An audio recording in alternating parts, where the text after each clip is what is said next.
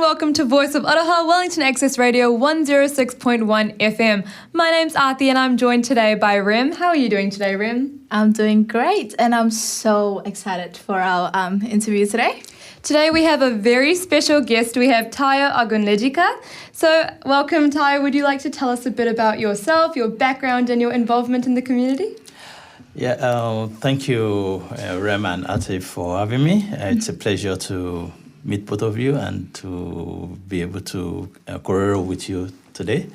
So my background, my name is Taya Agunlejika, and I'm Nigerian-born. I'm from the Yoruba tribe in the western part of Nigeria. And I relocated to New Zealand in 2004. And I joined Ethnic Community Organization in 2005. Since then, I've been part and parcel of the New Zealand ethnic communities. I started as a volunteer. From there, then became a president of the Federation of Multicultural New Zealand. From there, became the executive director. Left just briefly. Left after the March 15 massacre in Christchurch. Yeah. Then started my own business, and then back in the community again after a year of sabbatical. Yeah. So yeah, that's amazing. Yeah, that's me. Great, thank you so much for sharing. Would the business that you started be EkoCabs? Yes, that's EkoCabs. Yeah. Awesome, because I got some questions about EkoCabs. What are some challenges that you face in running EkoCabs, and how have you overcome them? Yeah, I think with EkoCabs, we wanted to do something different. We realized, when I say we, that's myself and my partner, Ayo. We met. I was the manager of EkoCabs in Wellington, and Ayo came. He wanted to do some part-time work. So that's where, and Ayo being from Yoruba and Nigeria, we met for the first time there. So we started talking about transition the taxi industry to 0% electric taxi. And in that conversation, we felt, I think that would be a good way, because a pilot project was done by EkoCabs then, and we saw the opportunity to be able to reduce the carbon emission of the transport industry, specifically the taxi industry.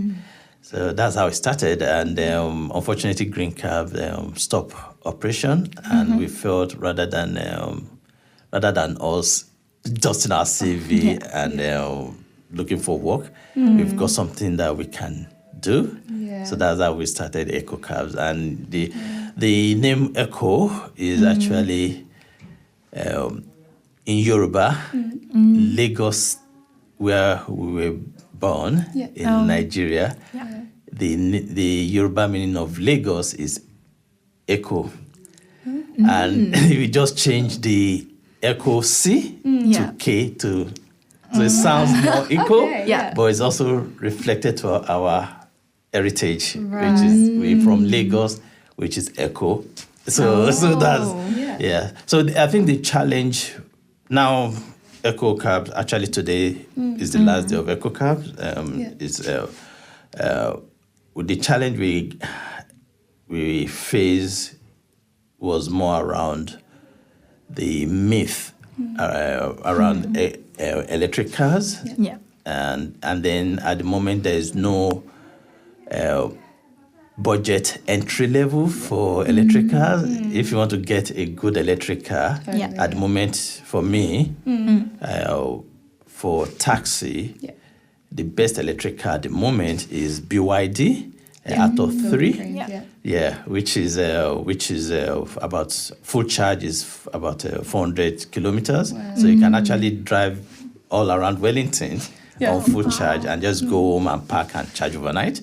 So, and for that to get that, you're looking around $60,000, and so it's hard. Wow. If you look at the demography of people driving a taxi in Wellington, they're like me. And it's hard to say you want to invest 60,000.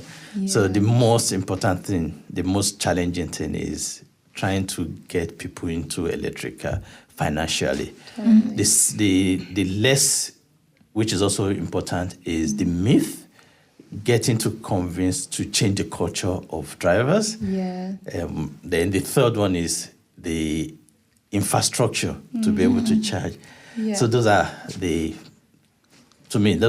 most important challenges, the entry-level financing the car, the infrastructure, and then the culture, trying to change people's culture from hybrid, petrol to electric. So those are the challenges. In terms of that, the other challenge around business is also, how do you operate 100% electric taxi, knowing the fact of other factors.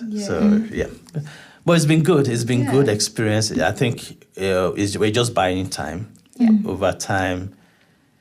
And if you look at UK is already banned any petrol importing or selling petrol car from 2030.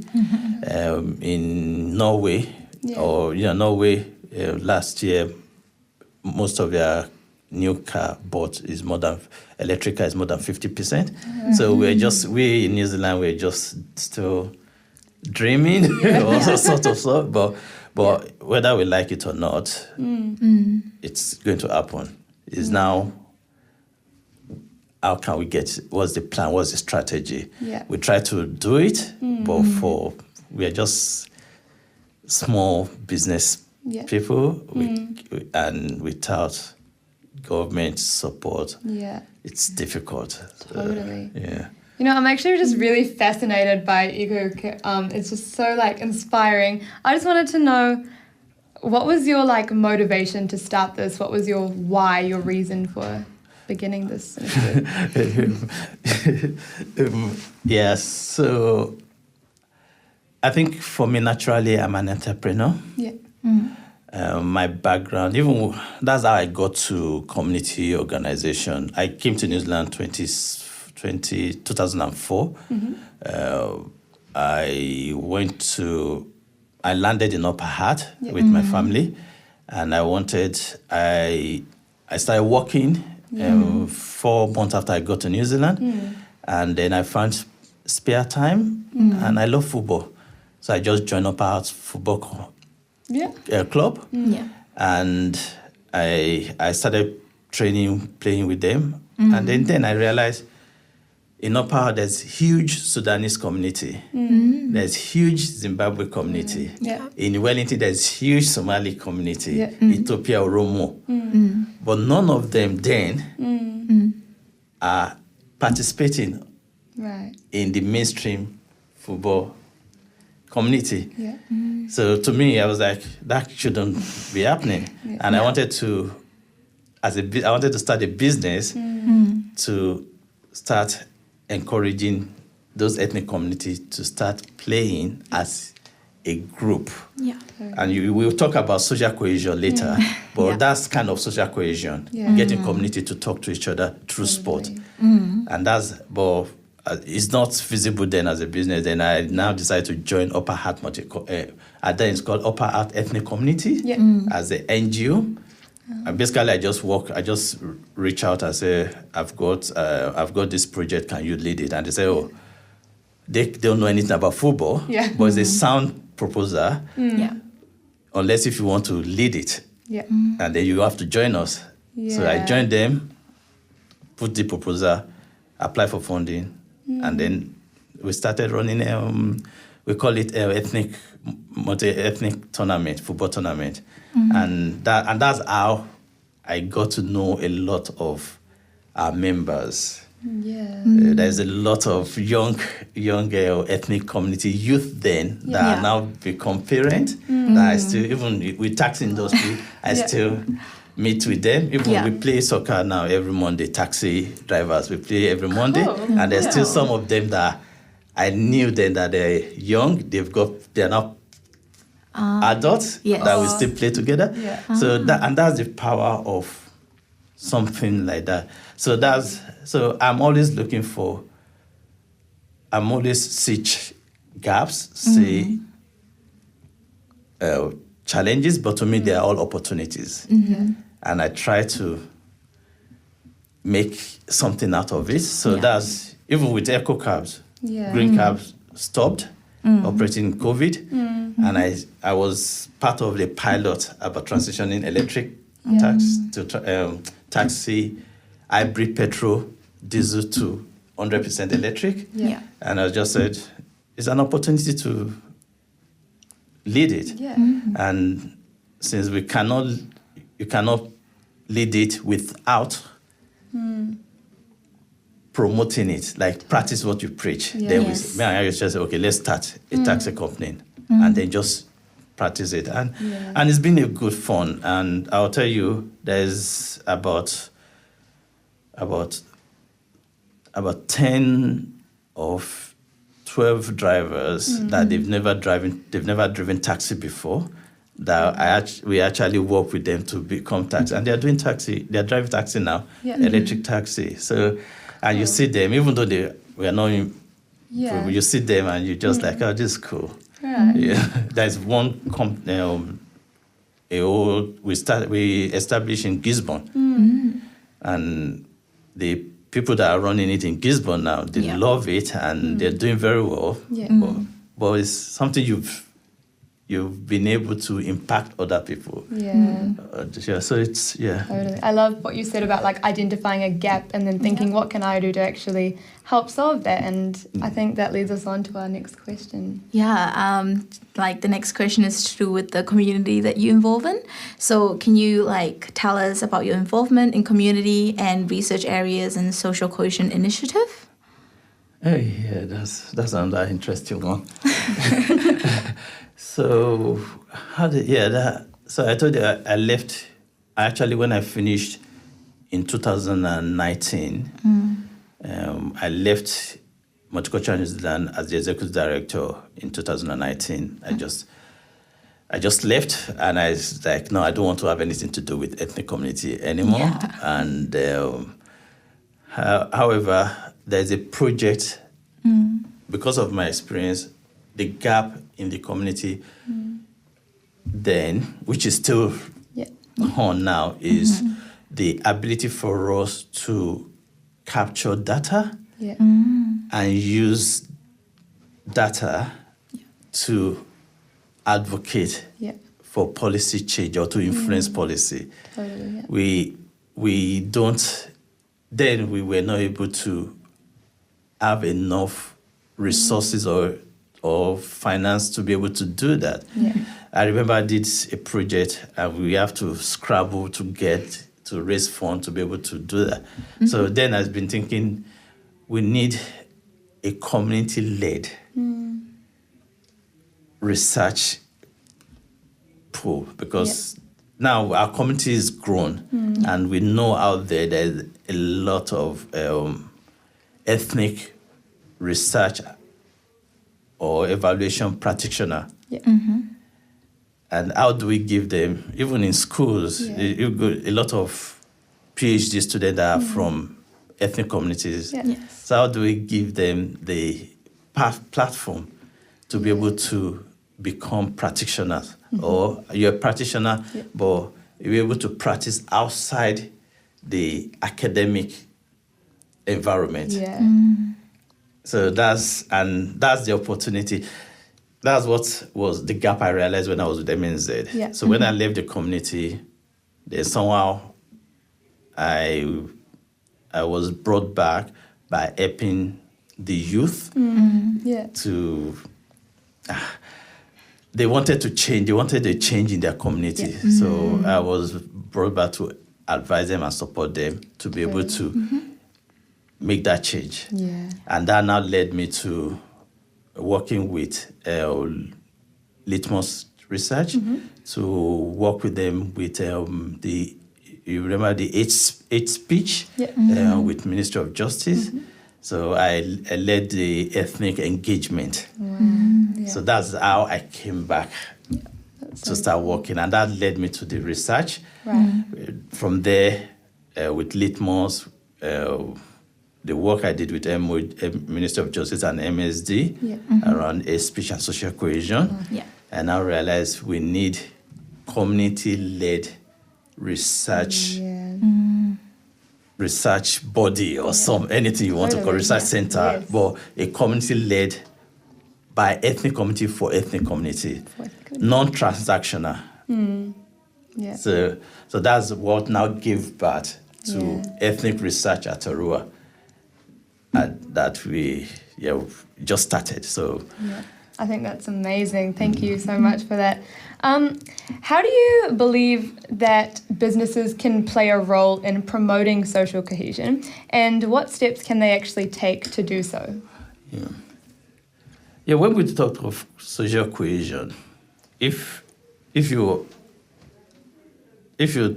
present that to Taneta Fenua, they will ask you, what's the meaning of that?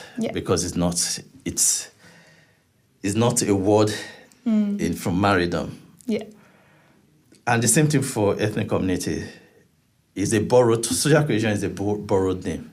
But for us, when we talk of social cohesion, we're talking about communal living. It's about community working together. Totally, It's about social inclusion. So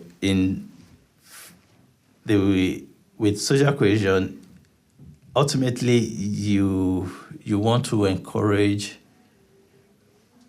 a safe and inclusive society, or better still, say a safer and more inclusive society.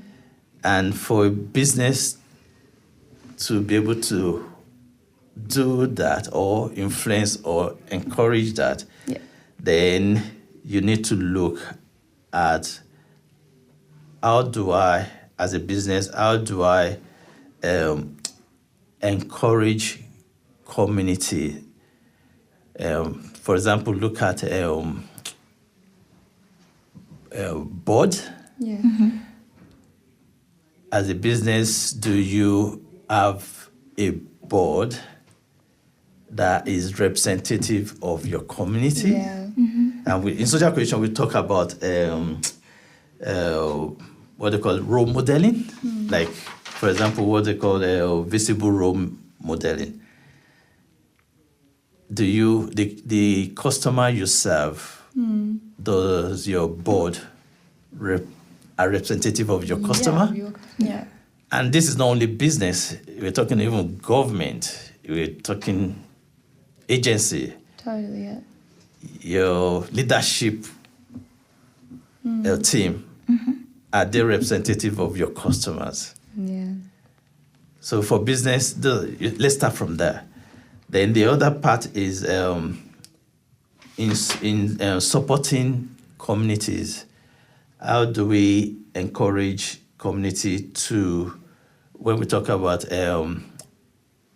your policy, what's your what they call it, culturally appropriate policy you've got? In engaging with communities, what are the culturally appropriate engagement strategy or policy have you got in your toolkit to be able to engage with communities? I'm talking about research. I'm talking about community-led research. I talk about transactional. There's a lot of the work we did with we did a community engagement to talk about ethnic research, and what came from the community mostly is we've been over-researched.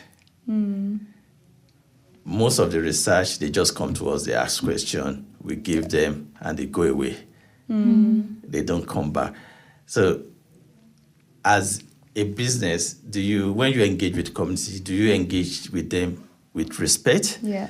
Do you go back to them to tell them what you captured? Yeah. And that kind of process, is important for business to be able to do that. Yeah. And then, so that's in the practical sense and operational sense, and then in governance sense.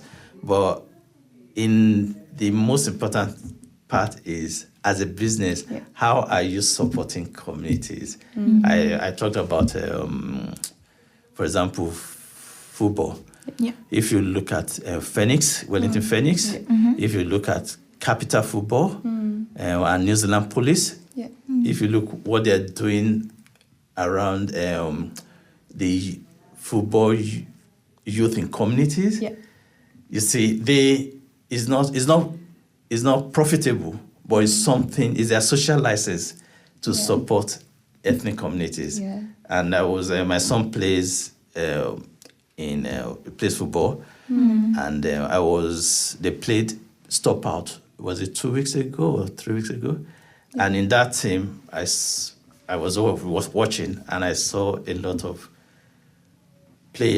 young players from ethnic communities. Yeah. And to me, because I know the work Wellington Phoenix, New Zealand Police, and Capital Football are doing around inclusion, social cohesion, in terms of football, and I could see all these young ethnic players, and I said, this initiative is working. Yeah.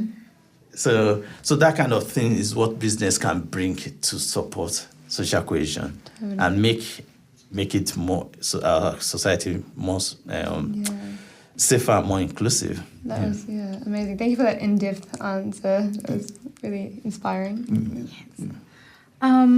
So like with the challenges that you face, like in social, promoting social cohesion, would you like to share like how you overcome them? How do you overcome them? Yeah. I think it's a work in progress, and the reason is this. We say ethnic communities. When we talk about diversity and inclusion, and we just think mainstream, Maori, Tanita Whenua, Pacifica, Mila. Yeah. Yes. Right? But even within the Mila, there's diversity within diversity. Yeah. There's a lot of intersection within that. Before I was developing a program when I was working with Multicultural New Zealand, we're developing an intercultural program. And at some point I just decided intercultural program is not really a problem at the moment. When we talk of intercultural, that is ethnic community and the mainstream. That's not a problem at the moment. To me, I don't think that's a problem at the moment. The problem, the challenge now at the moment is the within the ethnic communities. Right.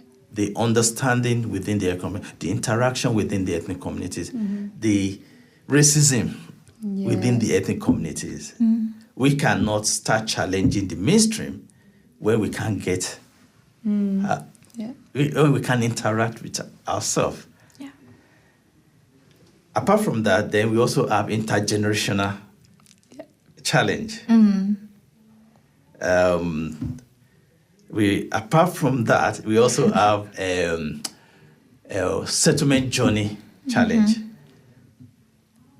The early settlers and the recent migrant, the refugees, refugee settlers in the first refugee settler, I think when I came here 2004. So let's say refugees from 2004 to 2010 or 2050 are different from refugees from 2015 to now. So you can see all those intersections and those contradictions. And that's where the challenge lies. Yeah. Yeah. How can we make this complex problem? How can we, this multicultural, multifaceted culture, how do we make them to work together, respect each other, and accept each other? Yeah. We're getting there, Yeah. but it's a long journey. Yeah. But it starts with everyone being open-minded. Yeah. I've not even talked about the conservative belief and the liberal belief, the established parents that came to New Zealand with their traditional cultural belief, and then the young ones that are born in New Zealand, that they've got different belief or different culture. So it's hard. Yeah. Even in your home, you could see the tension. Now bring it to a macro level. How do we make that work? So that's the challenge. Is that intersectional and multicultural aspect that is the challenge. But it's not, to me, or as one of my friends said, it's and. Yeah. It's not mutually exclusive. Yeah. Until we start seeing it as and. You've got something to bring to the table. I'll respect you for that. I'll listen to you. I might not agree with you, but I'll respect you, listen to you, because you've got something to bring to the table, as well as got something to bring to the table. Yeah. And that's how we start. Definitely. If we can able to do that, then we've overcome that challenge. Yeah. Yeah, I agree. Yeah. I think we got some really great insights today, and I want to thank you, Ty, for coming in and taking your time to come talk to us and our listeners. I think that brings us... just as like a closing remark, or like, just to like close us off, like, do you have any advice that you like to give to someone who's interested in like starting a community organization or like a socially responsible business? Go for it. Yeah, so like... It's I think one good thing to me, I'm always comparing where I came from and where I am. If you've got something that you want to do, please just go for it. Yeah. Don't be afraid of mistake. Yeah. We at some point we all make mistakes. Yeah. But what does mistake do? You learn from them. You learn from it. Don't be afraid of mistake. And also be ready to fail. Yeah. EkoCabs is finished. Yeah. But that's not the end of EkoCabs. Yeah. Because someone was telling me maybe you started early. Maybe it's not the time. Yeah. I left Multicultural New Zealand. Some people, that's their identity. Yeah. And that's why today you still see, like when I first joined a community organization in 2005, the people I met there, they're still there till tomorrow. Right? Yeah. Yeah. There is no pathway, there is no succession plan. Because that's their identity, that's what they know. Yeah. But you need confidence. Without confidence, then you're stuck. So you've got the confidence, you've got a dream, just go for it. Make mistake, fail. Yeah. But don't let it get you down. Pick it up again, try again. So just go for it. Wow. I think that's the only advice I can. Yeah, that's really nice advice. Thank you so much. That everyone just go for it and don't be afraid of failure. Yeah, so thank you so much, Tayo, and thank you to our co-host as well. And thank you to our listeners. Meet us for next week as well. We've got more amazing interviews. And follow Thank us you. on all social medias. Yes.